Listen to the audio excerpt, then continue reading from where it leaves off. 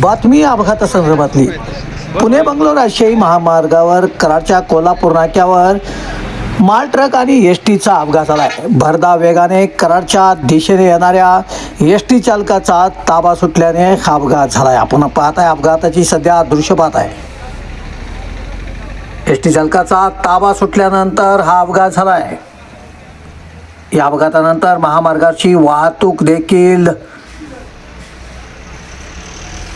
पूर्णपणे विस्कळीत झालेलं देखील आपल्याला सध्या पाहायला मिळत आहे. तर वाहनांच्या लांबपर्यंत रांगा लागल्या होत्या. कराडच्या कोल्हापूर नाक्यावरून सध्या हे आपण दृश्य पाहताय, अपघाताची दृश्य पाहताय. आज 4 ऑगस्टला अपघात झालाय कराडच्या कोल्हापूर नाका येथून आपण दृश्य पाहताय. एस टी चालकाच्या चुकीमुळे हा अपघात झालाय.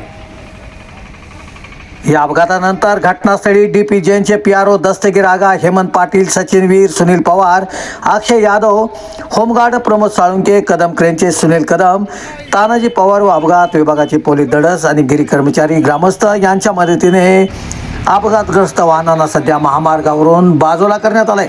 त्यानंतर वाहतूक जी आहे ती पूर्ववत सुरू झाली आहे.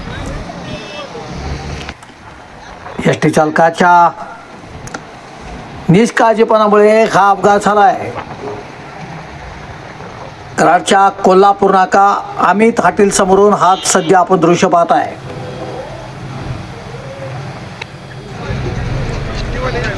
सध्या अपघातग्रस्त दोन्ही वाहनांना कराडच्या शहर पोलीस ठाण्यात नेण्यात आलंय.